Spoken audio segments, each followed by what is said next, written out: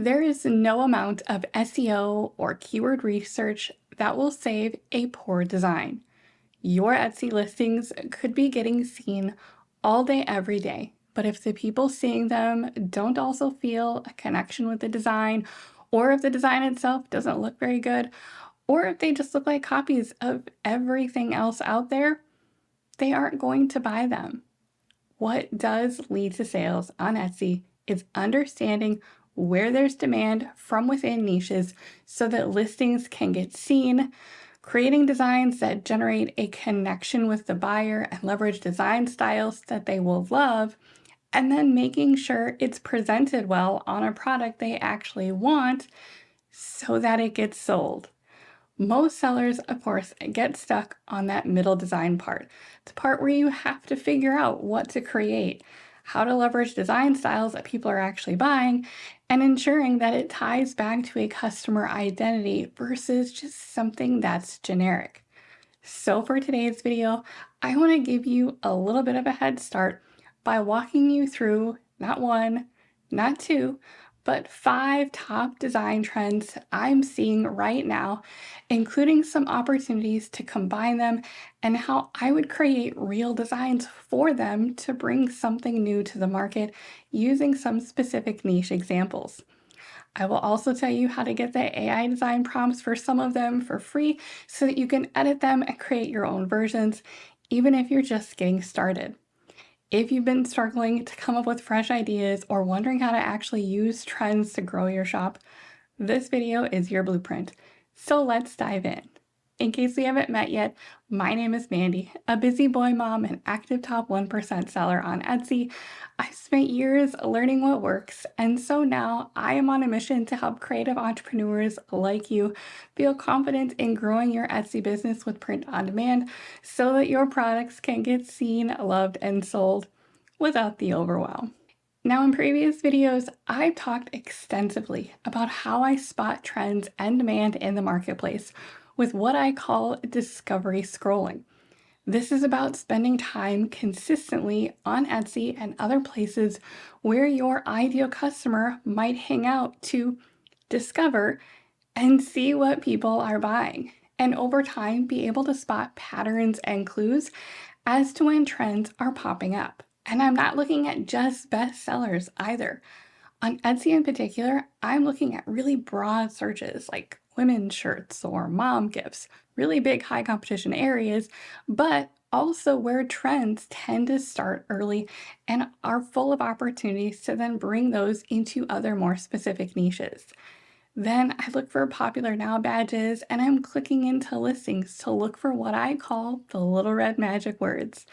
These are the Etsy indicators that tell us when something is in a bunch of carts or has recently been purchased several times.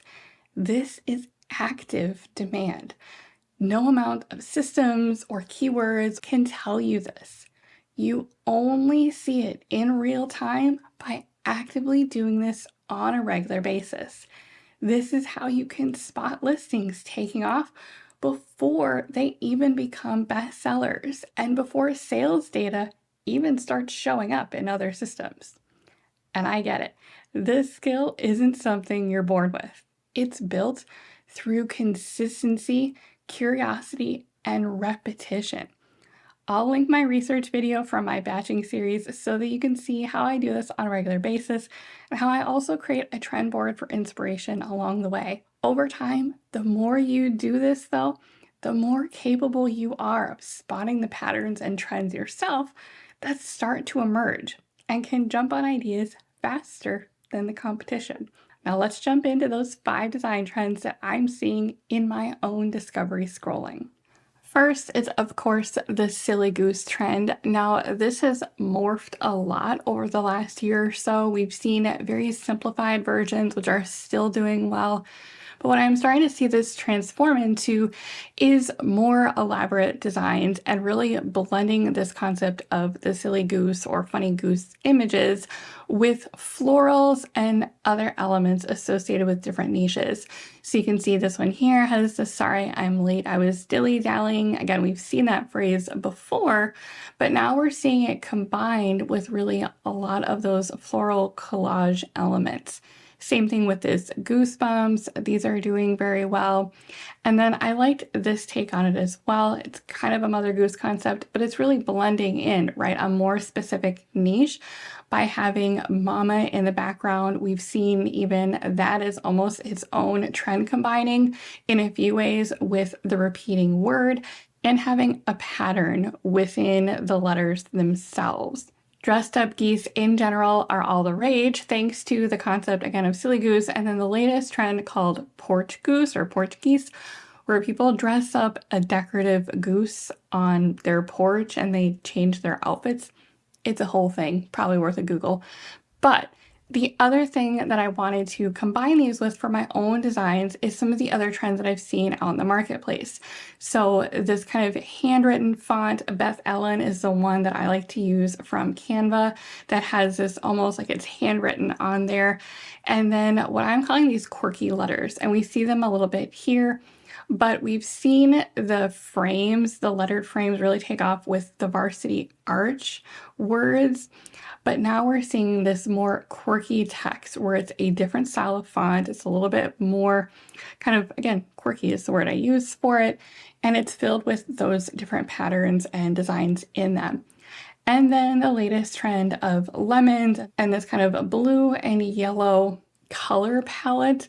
It's giving very Italian summer vibes. Again, the whole lemons and fruit in general has done well.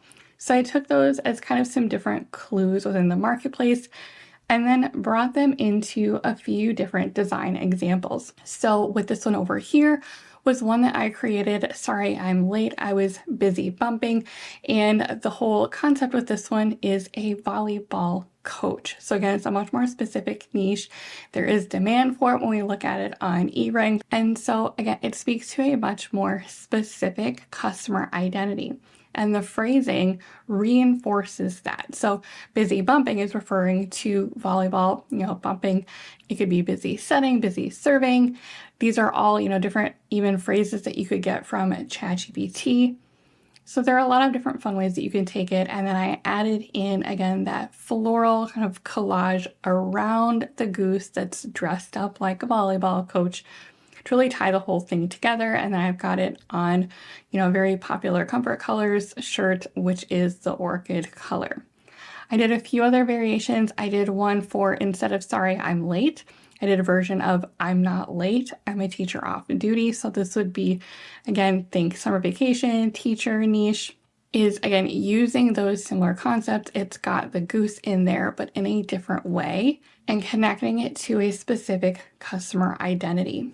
And the other design that I have for this is very similar to this one, and it's for the teacher niche. Sorry, I'm late, I was teaching tiny tornadoes. Again, thanks ChatGPT for that one. It's got those teacher elements in there. And on its own, this would be a design that would work really, really well with this concept, similar to this one, but again, bringing in additional design elements with the pencil and the Post-it and the paperclip, and still retaining those florals. But the other direction that I took this was, again, combining some of those previous concepts that we saw here, but in a different way. So instead of taking this whole design, I pulled out just this goose carrying the books and the apple. And I used that as my main kind of dressed up goose, if you will. And then I brought in that repeating word of teach for the teacher niche. And then the patterns or designs that I used within the letters themselves bring in those trending colors, that trending palette. And you can see the rotating patterns here on the letters that, again, is something that I'm really starting to see take off on the marketplace in a variety of different niches. Now for these 3 designs, I did use prompts in ChatGPT for them. So ChatGPT created with some helpful prompts most of these designs. And that's kind of one of the neat things I like about ChatGPT is you can actually get some really good concepts, and it can help bridge those different design elements in a unique way. And then, like I said, this one I simply adapted and could use it to test different variations. The next trend that I wanted to highlight is really this concept of stamps. And I'm seeing this in a few different niches. We're seeing it pop up in bachelorettes, girls' weekend, travel type niches. And then we're also seeing it in a few others. This one was more of a respect the locals. So if you think about parks, nature, animals being used in that way. And then I saw this other one out there where you can see it's a few different shapes and it's got the flowers in there. So to do something a little bit different, I combined it with another trend, which is birth flowers. And we're seeing these in a variety of different ways. Seen them a lot on mugs and other giftable products like these. I've also seen them done very simply on shirts as well. We see these a lot for moms and grandmas in particular. And so with this, I want to do something a little bit different, right? And I'm essentially combining those two trends because I really wanted to take advantage of this concept of the high search volume for birth flower gifts. And so with this one on the left, I wanted to really leverage that outline style that we saw in previous designs that were selling well. And then I brought in the more colored flowers as part of it, again, to make it look like an actual stamp in this case. And if you've ever seen the stamps where they've got the writing kind of up the side, I brought that in as well to integrate the personalization part of this because I think this is an important part of capturing this trend and capturing what people are looking for with the birth flower gifts is that element of personalization with at least the birth month flower. And then you can also incorporate names if you wanted to. I've seen both styles do well, but this is a very different take on that and essentially combining two different trends in ways that I haven't really seen done before. And then for this one over here, it's more of a different concept, and I wanted the stamps to look differently. So instead of using the color flowers, I really leveraged what I saw in some of the other bestsellers, which was an outline, but again, incorporating it in a different way that hasn't been done before and bridging it with that stamp concept. So in this case, it's got the birth flower in there, the birth month flower, and then it's also got the name as part of it. And I took it one step further, and instead of having, normally in a stamp, it's got the postage cost in the corner.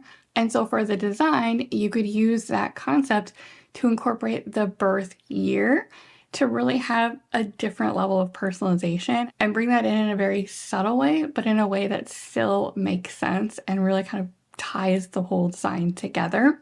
And then when we think about stamps, a lot of times with this birth flower concept, we've seen like grandma's garden, which could work well here too. But typically when we have stamps, right, we think of them more as a collection. So I thought this was, with grandma's collection, or it could be mama's collection. This is, again, a different way that brings together the trend itself, but in a slightly different way. The next one was based on a design concept that I've seen pop up everywhere. I know that one of the image generation platforms, Playground AI, had a version of this that could be customized with one of their templates. And so when I saw this, I've literally seen this popping up everywhere, and they're almost always either salty moms or some sort of concept related to that. I've seen a few other variations out there where people are taking it in a slightly different direction. But I thought this was a fun trend for summer, and I think it's got the potential to be brought to niches in a couple different ways. And then I wanted to, with the designs that I created for this, really bring in some other trends that I think could make sense with this, that really tie in that kind of summer cocktails, beach club kind of essence. And then we'll talk about a few different ways that I did that. So for this one, it's really got that kind of beach vibe, but then I also, just from Pinterest, you can see I captured my little screenshot, the little pin save, This was just from an inspiration board in Pinterest that has that Italian summer vibe with the lemons that we've seen before. It's kind of got that blue and yellow palette again. The concept of a batch club, so bachelorette club, again, kind of beach concept. And then obviously cocktails still continue to do really well, especially in the bachelorette niche. But I wanted to really bring in some of those concepts as well. And so with that, you can see I went in a few different directions.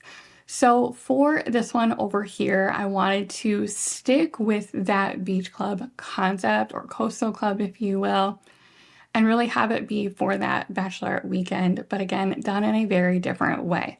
So I used a design prompt with AI for the main image. So you can see this was one of the results that I got from that particular design prompt.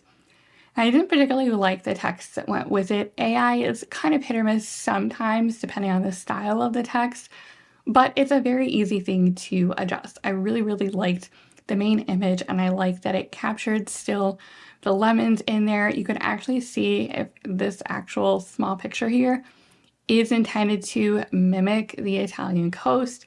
So again, it brings in all of those subtle little elements and ties them all together. And so to adjust that, I simply brought it into Canva and was able to change the top and bottom text to something different. This would allow it to very easily be personalized as well. You can also do this in Kindle, pretty much anything that has an erase feature where you can easily grab the text and simply remove it. And I took the design and did one that's intended for a lighter product and one that's intended for a darker product like this one where it's got the lighter text. If you are interested in the design prompt that resulted in this image, that again can be edited, as well as the Goose version that I showed you earlier, I'll provide a link down below so that you can grab those prompts for free. These are the types of prompts that I actually provide inside my ChatGPT BizBot Club, because I actually created these little AI assistants that help me create dynamic prompts that result in images like this and many others. Now, the reason I love being able to generate detailed prompts instead of just scrolling through templates or trying to come up with my own is that prompts become dynamic. So if you have a style that you really like, you can very easily change it in that prompt. So as you can see in this example over here, I've had ChatGPT take one of my prompts and convert it into an entirely different niche with different elements, not just replace parts of the design, but actually give the design itself an entirely new vibe. And so that's what I did with this one. Because on Etsy for spring and summer, they've highlighted one of their trends as being kind of this literary girl concept. And so I kind of riffed off of that with that book club kind of literary vibe and used that to then create a different prompt. Because with prompts, you could plug in different text, different colors, different design elements. And so with this prompt, you can see it's got that more of a desert vibe. It's got the book club brought in, spicy readers, so kind of similar to Salty Moms. We've now got spicy readers, book club. You can see the little tote brought in there, slightly different than, the cabana type chairs. Now we've got more of the lounge chairs with the desert in the background. Brought in, right, that cocktails. Remember I said I wanted to bring that element, so we've got more of that Italian Aperol Spritz style over here, and now over here we've got more of the lime margarita. As part of the design, we've got the books on the chair, and then the phrase at the bottom is changed to "Girls just want to have plots." So again, kind of that fun humor. And again, this is why I like using prompts like this, because you can come up with all sorts of different things, particularly with the help of ChatGPT. It's almost kind of like a co-creator. I don't know about you, but I found myself with templates constantly getting stuck, or it would sometimes not bring in the elements that I wanted. And so I find I've just been able to design so much faster with this type of method. But in both cases, again, the goal was to, bring in this concept of having a beach chair and a little scenery in the background and have that fun kind of club concept. Combine that with our Italian styles as well as cocktails to then create different variations and different versions that still have that essence of that style, but in a totally different way. For this next one, I really wanted to focus on that quirky text. We saw that a little bit in the first one where I kind of introduced you to that concept. And I wanted to dive into it further and really show you some designs that leverage that particular style. Because as I mentioned before, we saw this particular style, right, a million times now. We saw this completely take off in every possible niche pretty much that you could imagine, with the varsity arch letters, having the filled designs as part of that. That really took off. And I honestly think that this type of different font style has the potential to do something very similarly. And we're starting to really see that pop up. And so with this, I wanted to then also combine it with some other trending elements that I'm seeing out there, right? We've seen checkered designs do really well, especially when they are incorporated as part of the larger design. I also wanted to bring in at least one design, this kind of concept of having a ribbon as a border. So something that I've highlighted in the past with my group as part of our trend reports is kind of this concept of a border, but then of course we know that bows and ribbons have been doing really well. So wanting to incorporate this in some way. I'm seeing, kind of this gingham concept as well as plaid when we think about the different patterns that can go into the letters themselves. Because remember, these are frames. You can get these typically from other Etsy sellers. They will sell them as Canva templates, and they're frames, and you can literally fill them with pretty much any, as you can see, type of pattern or design that you could imagine. I'm seeing these take off, both in some of those trending fruit designs, some pastels, stripes, gingham, plaid, checkers, all of those, as well as what we've seen with the toile or chinoiserie kind of styles. Also seeing them even with different niches. So if you've got niches like sports, for example, you can get patterns that have sports elements in them. I often like to get them from Creative Fabrica. You can search for digital papers. You can get them on Etsy as well, but Creative Fabrica is nice because there is a large selection. Oftentimes they're bundled with designs and styles that can sometimes go really well together. And so again, there's a lot of directions you can take this. Again, much like we saw with this style, this is kind of the new flavor of that. And I think we will continue to see this take off in a lot of different ways. And so for this, I went in a couple different directions. First, I did one that was more niche specific, and I used our Cheer Coach gift as a sub niche for this. Coach gifts is a niche that I recently highlighted within my group as a niche that is profitable. It's great for gifting. It's got different customer identities that you can scale into because there's cheer coaches, there's basketball, volleyball, all the different sports. This can also then scale into sports moms, sports enthusiasts, so it's got a lot of room to really expand and scale into. But when you start with niches and sub niches like this that do have demand but smaller competition, it's a great way to be able to break into those. And so with this, as you can see, I did a cheer coach version of this concept. And so I brought in some of those pastels. These were digital papers, patterns that I got from Creative Fabrica, and then I mixed and matched them to create, again, a different style and combining lots of different patterns. And that is one of the things that we're seeing is less matchy-matchy in terms of the same pattern in every letter and more kind of juxtaposition and differences in the different styles and patterns for each, but in a way where you can see they look like they go together, but they are very different. And so it was pulling together, similar color styles in that way.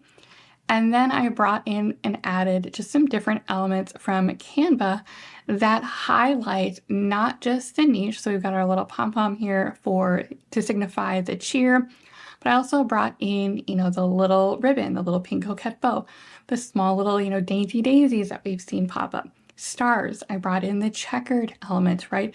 In a way that still makes sense for this. I even leveraged it in the actual mock-up itself, right? So it's those little, subtle things that bring the whole thing together. And then if you wanted to, you could add in personalization. You could do it with or without. You could have a name. You could do this in a couple different ways. So there are a lot of different directions that you could take with this. For this one, I did a 4th of July version because we've got that holiday coming up, obviously, in a couple months. And I always recommend, if you are considering creating designs for a specific holiday, make sure you've got a specific customer identity associated with it. Make sure it's within a niche, not just some general broad 4th of July design that's really generic and could be for anybody. Make it for somebody specific. Have that person in mind when you are creating it. Because in doing this, I did a slightly different variation to show some versatility in different ways that you could do this style. But instead of having it in one line across the top like this one, I created them in 4 blocks, right? That's kind of another subtle little nod to a trend. I didn't include it in the previous slide, but we've seen those 4 blocks doing well. This is a similar take on that by having those kind of 4 elements or 4 corners as part of the design. But then instead of a niche specific or specific color palette that's trending, I brought in more of a holiday color palette. So the 2 florals here are still in keeping with this kind of toile floral pattern, but you can see these are blue and red. So it brings in and ties together the holiday within those letters and within that pattern. And then I've got blue and white here with the stars. I've got the red and white here for the stripes. So the stars and stripes, again, kind of subliminally go together as a 4th of July Americana concept. I have the little heart in here because it's for Nana, right? You think of, flowers and hearts. And I brought in the little star, so it kind of, fits together. I put the red heart over the blue and white stars to create some differences and contrast with the colors there.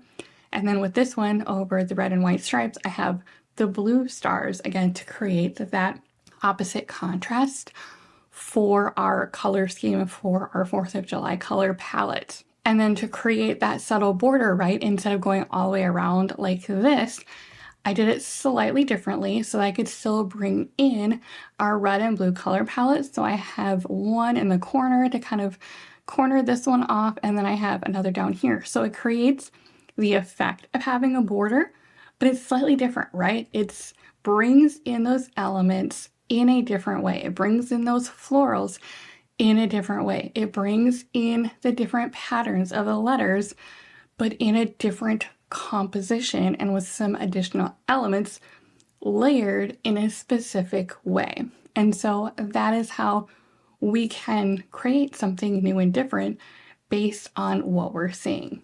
And then finally, we've got a different take on the florals. And this is one where I kind of refer to it as embedded text within florals. And we've seen this in a few different ways. We've seen the florals as a collage, right? We've seen kind of those Matisse style florals, the boho florals.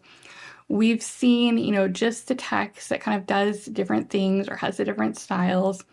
And so now we're really seeing those meshed together by having text really inside and again, kind of embedded within those florals. And they can be in different ways. This one's more of a square. This one is, kind of offset in there. I've seen more of a circular or different shapes doing well. We've got a circle here. I've also seen hearts. And you could even envision this with personalization. So instead of a phrase around the circle, you could think about names and things like that. So we've seen this in a few different ways. We even saw this right with our silly goose in the beginning, right, with that image embedded within the florals. Similar concept, but in this case, it's about having that text in there. And then the other trending elements or style, if you will, is more of this kind of folk art style, birds, florals, but in a slightly different way. You can see a slightly different color palette. But again, there are a lot of similarities in this style, just no text in these. And so I kind of combined those two.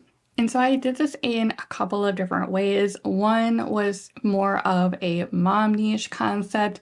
So you can see I've got the bird in there, I've got some florals in a different color palette, and then it's raising wildflowers. So wildflowers, florals, that whole concept has continued to do particularly well. And so this is just a different take on it. This could also do well as personalization. So you could have potentially names around the border as a different style for this. I also did a version with more of that kind of folk arty, kind of subdued boho color palette. And this one I did for social workers. And you can see the text is embedded within it, almost like it was really, again, part of and meshed with that design with the florals and the greenery surrounding it. Again, really thinking about how I can take this concept, this design that's working really well and starting to show up in the marketplace, but bring it into and apply it to more specific niches so that there is a different connection. Now, these were, again, both done with AI prompts and within AI image generators. And I think an important thing to know is that different image generators have differences in how they produce things and kind of what style they tend to lean towards. We see this more significantly in some versus others. So I wanted to show you with this style kind of different results that I got within different image generators. And so as you can see, again, this is another example that I did of that concept. And this time I did it with teachers, and I wanted to combine it with 4th of July elements and concepts. And so again, being able to connect that style, bring it and pairing it with seasonality is another way to take that trending concept and do something different with it. Similar to what we saw, right, with even the Nana version. That was taking the quirky letters, combining a few different elements, and applying it to a specific customer identity, and then pairing it with a season. So with this one, I took the same exact design prompt and I plugged it into a few different generators. You can see some are more different than others. So this first one, I brought it into and used Playground AI. They added the ability to do text prompting and text adjusting. And so I found a concept that was somewhat similar with florals, and I plugged in the same language that I use for design prompts. And you can see this is what I got. I do find that some of the designs that I get, depending on the style or illustration style, can be a little bit more simple sometimes, but I've also gotten some really good designs from there as well. But this was the result of this particular prompt for this one. Then I used the same prompt within my designs, and I specifically used their GPT Image 1, which is their newer one that's connected to the new ChatGPT 4.0 imaging, similar to Playground. They added that image modeling in there as well. That's what I used for that one. My designs, I use their GPT Image 1. You can see I got this one. This one's really nice. It's very dynamic. It's much more what I was going for and intended with that prompt. Ideogram is another one that I typically like to use. It's probably one of my other go-tos.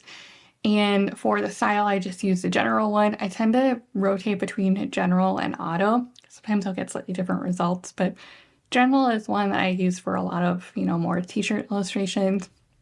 And so you can see it brought in, the different elements that I wanted, the pencil, the apple, that I wanted as part of, the teachers and the books, but then also some of the other 4th of July little elements that I wanted in there as well. It was able to capture, so this turned out really nice.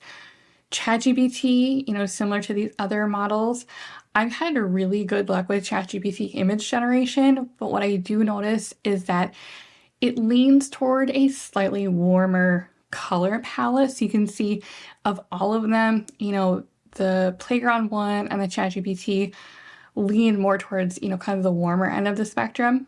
This is something that can easily be fixed. So I quite often, you'll see kind of how I do that in a second. But when I'm finalizing an image, that is something that is easy to correct in most cases. I'll simply drop it into Canva and you can adjust the tone, you can adjust vibrancy, you can adjust whether it's leaning cooler or warmer. So if you like the design that you get, it's pretty easy. Just know that it's pretty easy to make small adjustments like that. So these were 4 that probably got the closest to kind of what the vision was and what the prompt was leaning towards. Again, took the exact same prompt, plugged it into a few other image generators that I've tested and played around with. One of them, of course, is Kittl. Kittl still struggles with text a little bit, even if you're using ideogram in there. And so you can see this looks very different.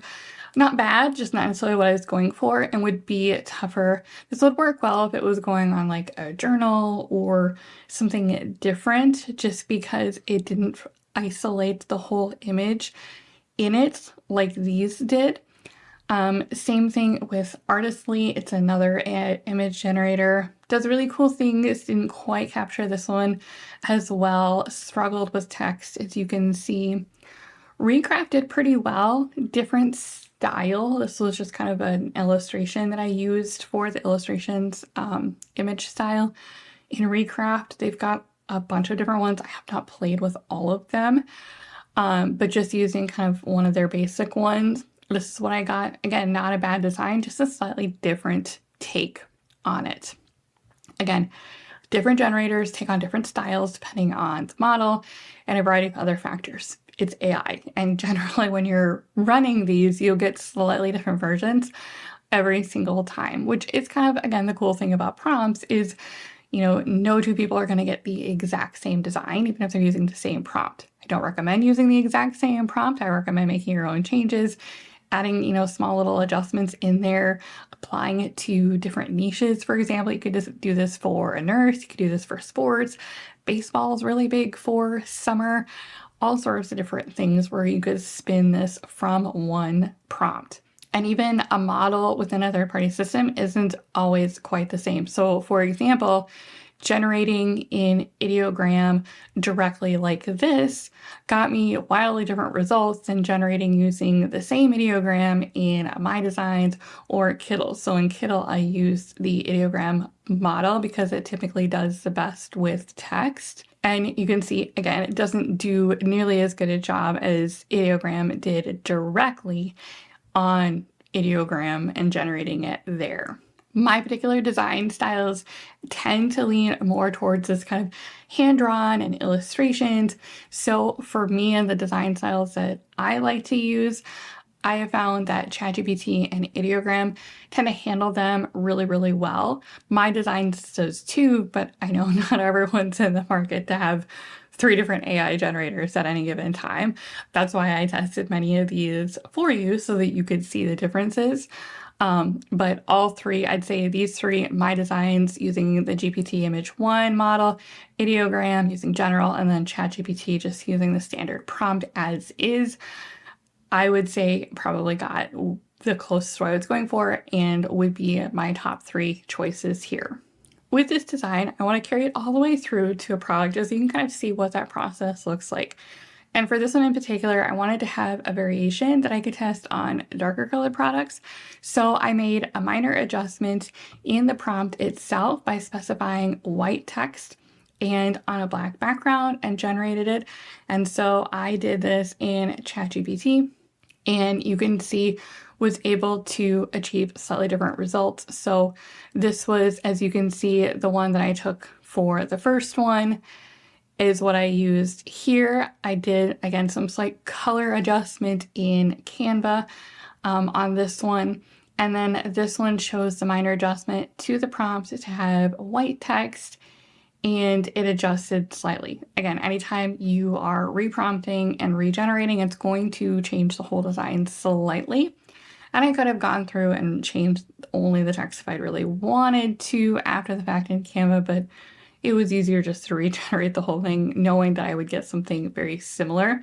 That was what I was going for. And again, could test as a different variation for listing purposes. And again, adjusted the coloring slightly to really get it to be a bit more vibrant and keeping with that 4th of July style. Now, ChatGPT can be used for free image generation with these prompts and with the free prompts that I've got for you and any other prompts that you want to use. Just know that you'll be limited on how many you can generate in a day, unless you are on the upgraded plus plan, which as of right now is $20 a month. But like I said, I've been using ChatGPT for so many things now. I pretty much live in it, it seems like, most days, especially for images and doing niche research and just some other things, again, that I've created bots for and are using on a regular basis. But this was how I was able to create different variations. Now, of course, as you can see with these, once you've got your image, you need to make sure it's optimized for printing. So you can't just use an image as is from ChatGPT because it's going to generate fairly small. So you need to do a couple things. One, you need to make sure there's no background. If you generated it with AI, whether it's ChatGPT or elsewhere, you need to also upscale it or convert it to an SVG. For upscaling, some image generators like Kindle have it built in. I've also had really good luck with a website called Gigapixel AI. It's very lightweight and user-friendly. And so then I typically upscale to 4x, so 4 times the size that's coming from ChatGPT, which gets it to right around the right size that I need for an apparel design. Alternatively, like I said, you can convert your image to an SVG. This can often be ideal because then it's a scalable vector graphic. Then, of course, in our process, you need a best-selling product. And so for that, I had to Printify, and I really like to use Comfort Colors. As you can see, it's one of their best sellers, and not only for myself, but even just from their insights, has clearly been consistently performing well. So many of the top sellers, as I am scrolling on Etsy, are done on Comfort Colors, so that is always a really good indicator as to what people are buying. So then from here, I typically choose my own provider. I like to use SwiftPOD. So once I'm in here and designing, I add my design. Now you'll notice that because I saved this as an SVG, it's now automatically in here as a high resolution. So I can expand this and it will retain its resolution. And so I find that that works really well. And so in keeping with the trend, I really want to make sure this takes up a lot of space. And so I'm just going to really fill this design area. And then I get that placement, and then I want to make sure I know which colors it's going to work on. Typically, I've got my mockups already by this point, so I've kind of tested it. But generally speaking, I do a quick once over to make sure it makes sense for the colors that I've chosen once I can see the design on there. And of course, designs that you are generating for trends can work beyond just Comfort Colors. These tend to be really good sellers. Mugs are a great giftable option, and even ornaments depending on the design. The closer we start getting to Q4, the more we'll start to see those starting to really take off and sell as well. So during the summer, when sales are a little bit slower, that is a great time to keep building and adding in those products that are going to pay off in the long run throughout the rest of the year. And finally, when you're listing, of course, making sure that you are optimizing your visuals, aka your mockup. Don't spend all that time creating an amazing design and then go and ruin it by dropping it onto a generic AI mockup, or even worse, your provider mockup. There are lots of great mockup shops on Etsy that use real people, real products. One of my personal favorites, as many of you know, is Michelle over at Mocks by Little Feather. I've got her link and a special coupon code exclusively for my audience down below, but there are many that work just as well. But find one that really fits the aesthetic and really highlights and shows off that design that you worked hard for. Ultimately, the trend isn't just about the design itself. It's the whole visual package in how you present it. As customers are scrolling on Etsy, you often only have one shot at grabbing their attention, and it all comes down to that first thumbnail. having a great design, connecting with their identity, and then positioning it on a really great mockup that highlights the design itself. And remember, spotting trends and creating designs that convert is a skill you build. No one gets it perfect at first. I certainly didn't. But every time you scroll with intention, notice those popular now badges or those little red magic words, and then actually take action on what you're seeing, you're building your creative instincts and your confidence every single time. Now, if something in this video sparked an idea, don't just file it away for later. Action builds momentum. Pick at least 2 of the trends I shared today and challenge yourself to create a small batch of listings, even if it's only 5 to 10 designs per trend. They don't need to be perfect. They just need to exist so that you can practice and then reflect on your progress over time. That's how you start gathering data, sharpening your skill sets, and building a shop that stays relevant and in demand. And don't forget, if you are interested in using the design prompts from today, grab them for free down below. And if you want even more AI design prompts and to learn how to leverage ChatGPT as a creative partner in your business, I've created my very own BizBot besties that are custom designed AI assistants and trained with my own proven frameworks, content, courses, and strategies, crafted specifically for Etsy print on demand sellers. Each one is like a little mini strategist that helps you generate design ideas with deeper connections to that customer identity, create image prompts that are dynamic and scalable, like the ones that we saw today, explore adjacent niches and sub niches so that you can scale smart, optimize your title, tags, and descriptions for search and conversions based on the keyword research that you're already doing, and of course, help you stay focused and productive without falling into the overwhelm spiral. They're not here to replace your creativity, they're here to amplify it. I'll link more information on those down below as well. Now go take what you've learned, get back to your shop, and keep taking action. Thanks for watching. I'm so glad you're here, and I'll see you in the next one.